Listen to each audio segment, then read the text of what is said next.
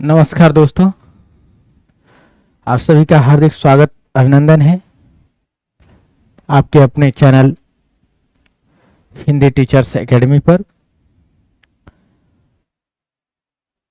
जैसा कि आप स्क्रीन पे देख रहे हैं, यथासंख्य अलंकार। देखिए, हमारी परीक्षा जो है बहुत करीब है, जुलाई या अगस्त। तो जुलाई में हमें उम्मीद है टीजीटी का पेपर हो जाएगा। तो यदि जुलाई में टीजीटी का पेपर हो जाता है, ठीक है, और अगस्त जो है आपका पीजीटी का घोषित हो गया कि अगस्त में जो है पीजीटी होगा, तो यही जुलाई अगस्त जो भी है 1-2 महीना जो भी आपके पास टाइम है यही है। इसके बाद आपको कोई समय नहीं मिलेगा। चूक गए तो चूक गए, और बाजी मार लिए तो फिर मार लिए, ठीक है। तो आपके पास यही अंतिम अवसर है। इसको आप कैसे भुनाएंगे, किस तरीके से इसको जो है अपना बनाएंगे, ये जो समय है ये दोबारा लौट कर नहीं आएगा। जी जान लगा दीजिए, पूरी ताकत लगा दीजिए, ठीक है। अंतिम समय है। ये वीडियो मैं शूट कर रहा हूँ, आप लोगों को मैं बता दूं टाइम क्या हो रहा है। इस समय नेट 12 बज रहा है, ठीक है। ये वीडियो जो है मैं रात्रि 12 बजे आप लोगों के लिए बना रहा हूँ। तो इसका मतलब ये है कि यदि मुझे चैन नहीं है तो आपको कैसे चैन है, आप कैसे सो सकते हैं, ठीक है। तो आपको सोना नहीं है, आपको भी रात रात तक जो है जग करके और ये साबित करना है कि मैंने वास्तव में मेहनत किया था। एग्जाम के दौरान मैंने मेहनत किया है, ठीक है। ये किसी से आप कह सके, ऐसी आपकी स्टोरी होनी चाहिए। तो ऐसा तब होगा ना जब वास्तव में आपने किया है। तो देखिए, मैं कर रहा हूं, मैं कह सकता हूं, आपको दावा से कह सकता हूं कि यदि मैं आप लोगों के लिए रात को 12 बजे तक जग सकता हूं, तो आप सोच सकते हैं कि क्या मैं अपने लिए नहीं जगा होगा? क्या जब मुझे परीक्षा देना रहा होगा तो क्या आपको लगता है कि मैं सो गया होगा? नहीं, ऐसा नहीं हो सकता। तब तो आप सोच सकते हैं कि मैं 2:30-3 कब बज रहा होगा मुझे नहीं पता, कब मैं भोजन बना रहा था मुझे नहीं पता। बात समझ रहे हैं? यदि मैं अपने लिए पढ़ रहा था तब, ये आपके लिए मैं कर रहा हूं नेट रात्रि 12 बजे, ठीक है। रात का मिडनाइट में ये रिकॉर्ड हो रहा है वीडियो, ठीक है। तो देखिए, यथासंख्य अलंकार। अब ज्यादा बातें नहीं, आइए। तो मैं सोच रहा हूँ एक छोटा सा वीडियो में जो है इसको कवर कर लिया जाए, ठीक है। तो चलिए, यथासंख्य अलंकार। यथासंख्य अलंकार को जो है एक और नाम दिया जाता है। यथासंख्य अलंकार को जो है एक और नाम दिया जाता है, क्रमालंकार। क्या नाम दिया जाता है? क्रमालंकार। इसी को आप चाहें तो क्रमालंकार भी कह सकते हैं, ठीक है। मैं अलंकार को यहां लिख दूं, ऊपर लिख दूं, यथासंख्य अलंकार।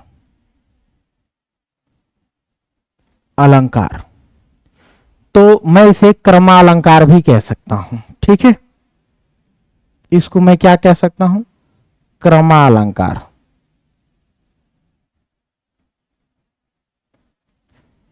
क्रमालंकार भी कह सकता हूं, ठीक है। यथासंख्य अलंकार को जो है क्रमालंकार भी कहा जाता है।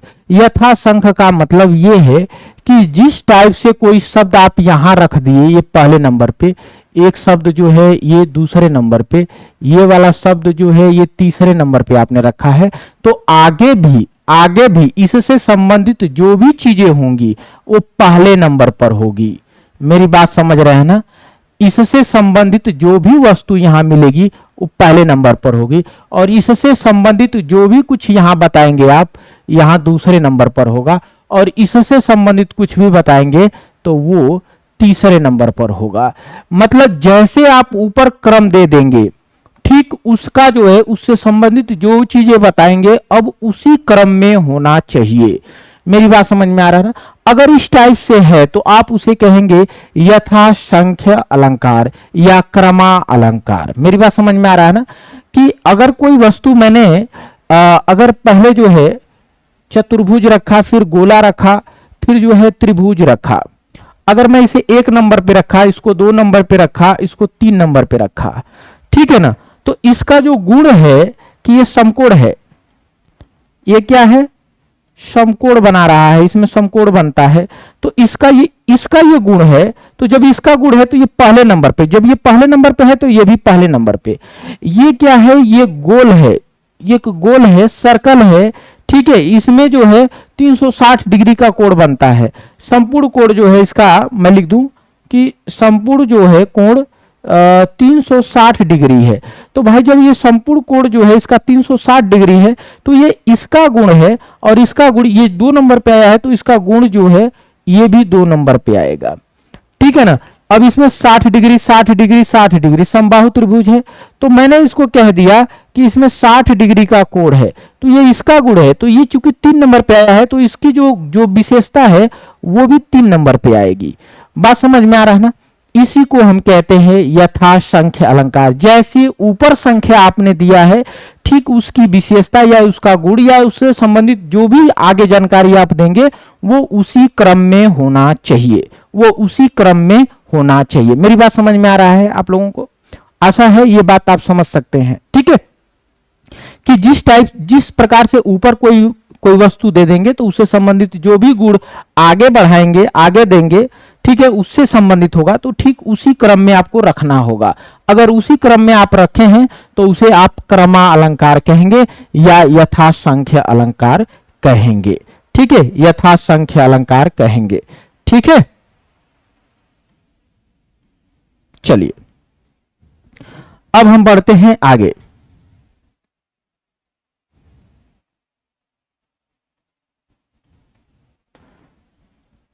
ठीक है, आइए इसकी परिभाषा पहले देखते हैं। कह रहा है कि जब, कह रहा है उसी बात को जैसे मैंने दिखाया ना उसी तरीके से इसकी परिभाषा दिया है कि जब जिस क्रम से कुछ वस्तुओं का उल्लेख किया जाए, कह रहा है कि पहले जिस क्रम में कुछ वस्तुओं का जिस क्रम में पहले उल्लेख किया जाए, ठीक है, उल्लेख किया जाए, फिर उसी क्रम में उनसे संबंधित वस्तुओं का उल्लेख किया जाए। अब उनसे संबंधित कोई और वस्तुओं का अगर आप उल्लेख कर रहे हैं तो बिल्कुल जो है उसी क्रम में उनसे संबंधित वस्तुओं का उल्लेख भी किया जाए। ठीक है, उसी क्रम में, वैसे ही किस क्रम में? उसी क्रम में, यहां लिखा है ना उसी क्रम में, उसी क्रम से उनसे संबंधित वस्तुओं का भी उल्लेख किया जाए। ठीक है, यदि ऐसा किया जाता है तब वहां यथासंख्य अलंकार होता है। तो यथासंख्य अलंकार होता है या फिर क्रमालंकार होता है।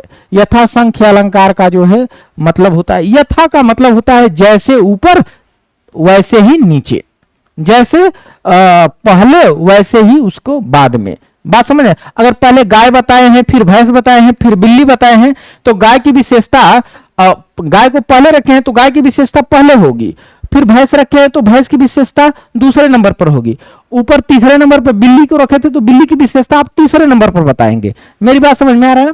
तो ठीक उसी क्रम में अगर आप रखते हैं तब ये कहलाता है यथासंख्य अलंकार। तो ये इसकी परिभाषा हुई। ये क्या हो गई? ये परिभाषा होगी। परिभाषा याद हो या ना हो, मैंने जो चीजें आपको बताया है उससे परिभाषा क्लियर हो जाएगी। ठीक है ना? मेरी बात समझ में आया? आइए उदाहरण पे आपको समझाते हैं। चूंकि आज मैंने उदाहरण पहले लिख दिया है, आप लोग कमेंट कर देंगे कि सर उदाहरण अगर पहले लिखा हुआ ठीक है तो पहले लिख दिया करूंगा, अन्यथा मैं आपके साथ लाइव में लिखता चलूंगा। मेरी बात समझ में आ रहा है? ये मैंने इसलिए कर दिया कि ताकि वीडियो को जल्दी से हम कवर कर लेंगे। ठीक है, 2-4-10 मिनट में। तो देखिए, कहां नृपति, पारस, कहां चंदन, कहां भृंग। तो देखिए पहली वस्तु आ रहा है कि कहां नृपति, पहला नंबर, पहली वस्तु। पारस कहां, दूसरी वस्तु पारस। कहां चंदन, तीसरी वस्तु चंदन। कहां भृंग, चौथी। 4 वस्तुओं का उल्लेख किया गया है। कह रहा है कि कहां नृपति यानी कहां राजा, कहां पारस, कहां चंदन, कहां भृंग। ठीक है, फिर नीचे दे रहा है कि रंक, पहला नंबर, ध्यान से समझिएगा। लोहा यानी लोह यानी लोहा, दूसरा नंबर। तरु यानी पेड़, ठीक है, तीसरा नंबर। और कीट यानी कीड़ा, ठीक है ना, कोई कीट पतंगा, ये चौथा नंबर। कह रहा है कि जो परस न पलटे अंग, जो परस मतलब स्पर्श से टच करने पर अपने आप को बदल न ले, ठीक है, उसका परिवर्तन न हो जाए, उसका विकास न हो जाए, तो फिर ये कहां के राजा? कह रहा है कि राजा से अगर रंक संपर्क में आ जाए, तो रंक से अगर ये भी धनवान व्यक्ति न बन जाए, यानी राजा न बन जाए, तो फिर ये कहां के राजा? कोई फायदा नहीं। यानी राजा का गुण बता रहा है कि राजा ऐसा होना चाहिए कि अगर उसके संपर्क में अगर रंक भी आ जाए, भिखारी आ जाए ना, तो वो भी राजा बन जाए, तब वो राजा है। पहला विशेषता तो ये इससे जुड़ा है, तो ये पहले नंबर पे है, तो इसके लिए पहले नंबर पे रंक आया है।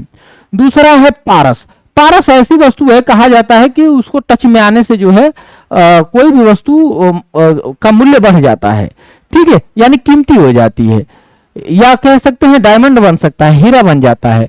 तो यहां हम कहें कि ये पारस कहां का पारस? यदि इसके संपर्क में आकर के लोहा पारस न बन जाए, ठीक है। तो इसके लिए देखिए ये 2 नंबर पे है, तो ये भी 2 नंबर पे। फिर कह रहा है कहां चंदन? अगर ये चंदन है तो चंदन के संपर्क में आने पर ये वृक्ष जो है इसको भी चंदन बन जाना चाहिए, चंदन वाला गुण इसके अंदर भी आ जाना चाहिए, ठीक है, तब ये चंदन है, अन्यथा ये चंदन नहीं है। तो देखिए ये 3 नंबर पे, तो ये भी 3 नंबर पे। अब कह रहा है ये भृंग। भृंग का मतलब होता है कि भृंग यानी भौरा। क्या भौरा? जब भौरा के संगत में आ जाए, कोई भी कीट पतंगे आ जाए तो भौरा की तरह हो जाए वो भी, ठीक है। तो एक तब जो है ये भृंग है। तो इसका मतलब ये हुआ कि जैसे ऊपर जो दिया गया है, ठीक है ना, जिस क्रम में, उसी क्रम में उससे संबंधित दूसरी वस्तुएं भी दे दी गई हैं, ठीक उसी क्रम में। तो यहां हमारा होगा क्या? यथा संख्य अलंकार। मेरी बात समझ में आया? यथा संख्य अलंकार या क्रमालंकार, बात समझ में आया? या क्रमालंकार। और उदाहरण इसके देख लेते हैं। अगला उदाहरण है कि निसर्ग ने पहला नंबर, निसर्ग ने दूसरा नंबर, सौरभ ने, पराग ने प्रदान की है। कह रहा है कि निसर्ग ने प्रदान की है, सौरभ ने प्रदान की है, यानी पराग ने, तीनों ने प्रदान की है। अब तीनों एक ही को नहीं प्रदान किए होंगे, तीनों अलग अलग प्रदान किए होंगे। तो कह रहा है कि तीनों ने प्रदान की थी अति कांत भाव से, अति प्रसन्नचित खुश होकर के, ठीक है, अति कांत भाव से प्रदान की थी। क्या प्रदान की थी? तो कह रहा है कि पहले तो दे रहा है कि किसको प्रदान की थी, तो कह रहा है कि वसुंधरा को। निसर्ग ने वसुंधरा को, निसर्ग यानी प्रकृति, प्रकृति ने वसुंधरा को यानी धरती को प्रदान की। क्या प्रदान की? तो देखिए निसर्ग ने पहला नंबर पे है, तो ये जिसको प्रदान कर रहा है वो भी पहला नंबर पर है, और जो प्रदान कर रहा है मनोज्ञता प्रदान कर रहा है, तो ये भी क्या कर रहा है? पहले नंबर पे आ रहा है, ये भी पहले नंबर पे आ रहा है। क्रम देखिएगा, ये पहले नंबर पे है तो वसुंधरा को मनोज्ञता प्रदान करा रहा है। दूसरा, सौरभ ने प्रदान की। क्या प्रदान की? किसको? पिक को, पिक को प्रदान की। अब पिक को क्या प्रदान की? मादकता। तो देखिए ये भी जो है ये दूसरे नंबर पे है, तो ये भी दूसरे नंबर पे, और क्या प्रदान की? तो मादकता प्रदान की। फिर कह रहा है पराग, पराग ने मिलिंद को, मिलिंद को क्या प्रदान की? मदांधता। तो देखिए ये 3 नंबर पे, तो ये भी 3 नंबर पे, और यहां भी इसका जो प्रदान कराया गया वो भी 3 नंबर पे। तो ये क्या बना? यथासंख्य अलंकार, यानी जिस क्रम में ऊपर है फिर नीचे वाली वस्तु भी उसी क्रम में है, उनसे जो भी उनको गुण प्रदान कराया गया है वो भी जो है उसी क्रम में है। मेरी बात समझ में आ रहा है? निसर्ग ने वसुंधरा को मनोज्ञता प्रदान की, सौरभ ने पिक को मादकता प्रदान की, और पराग ने मिलिंद को मदांधता प्रदान की। ठीक है, मेरी बात समझ में आए? तो बिल्कुल सीरियल नंबर से है, सीरियल नंबर से है। अब चलिए, तो यहां क्या हुआ? यथासंख्य अलंकार। उदाहरण देख लीजिए, यही सब उदाहरण आएंगे आपके एग्जाम में। अगर यथासंख्य अलंकार से प्रश्न बनेगा तो यही सब उदाहरण आपके सामने आएंगे। ठीक है, आगे देखिए। बोल बासते जानियत हंस चमेली फूल। बोल, बोल माने वाणी, ठीक है, तो ये हो गया पहला नंबर। ये पहला नंबर पे हो गया, एक नंबर। अब्बास माने सुगंध, दूसरा नंबर। और इससे कौन जाना जाता है? हंस, तो ये पहला नंबर। चमेली फूल, ये दूसरा नंबर।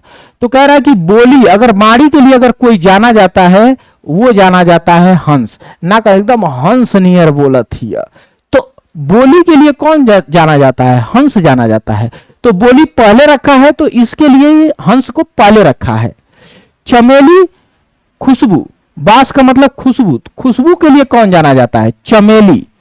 ना क्या एकदम चमेली का तेल लगा ले है, तो चमेली। तो यहाँ जो खुशबू है यानी बास है वो 2 नंबर पे आया है, तो चमेली का फूल भी इधर क्या है? 2 नंबर पे आया है। तो ये भी क्या हो गया? यथासंख्य अलंकार हो गया। ठीक है ना, यथासंख्य अलंकार। बात समझ में आया? तो इस तरीके का प्रश्न बनेगा तो आप कर लेंगे। उम्मीद है आपको ये चीजें समझ में आ रही है क्रम से। ठीक है, तो बोली के लिए जो जाना जाता है वो हंस जाना जाता है। तो बोली पहले नंबर पे, तो हंस भी पहले नंबर पे। बास यानी सुगंध दूसरे नंबर पे, तो उसके लिए जो जानी जाती है चमेली, तो चमेली दूसरे नंबर पे। ठीक है, जानियत मतलब जानी जाती है। बोली से जानी जाती है हंस, और खुशबू के लिए जानी जाती है चमेली। अगला उदाहरण देखिए। गिरे अरिन के देख तब रूप रोष विकरार, तनते मनते करनते श्वेत गर्भ हथियार। श्वेत गर्भ हथियार कह रहा है कि गिरे अरिन के देख तब रूप रोष विकरार, तनते पहली वस्तु, मनते दूसरी वस्तु, अकरनते तीसरी वस्तु। तन से क्या गिरने लगा? स्वेद पहला। मन में क्या गिरने लगा? मन से गर्भ, जो पहले गर्भ था अब वो खत्म होने लगा, गिरने लगा। ठीक है, करण, और करण से यानी हाथों से हथियार। ठीक है, तो देखिए उसी क्रम में ये आया हुआ है, तनते स्वेद, मनते गर्भ, करनते हथियार। ठीक है, तो ये भी क्या है आपका इसी क्रम में है। तो ये ध्यान रखेंगे, इस तरीके से प्रश्न आपके बनेंगे।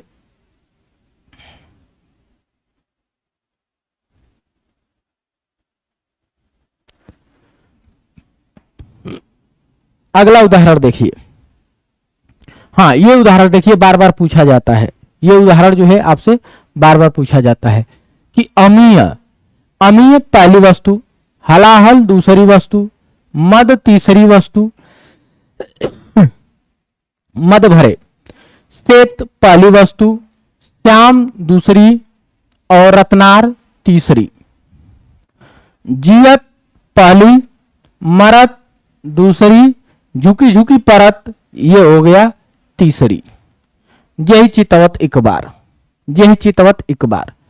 कह रहा है कि अमृत जो होता है वो श्वेत होता है, सफेद होता है। तो देखिए अमृत पहले नंबर पे, तो इसका जो गुण है मतलब इसका जो कलर है वो दूसरे नंबर पे श्वेत। और ये क्या करता है, इसकी विशेषता क्या है?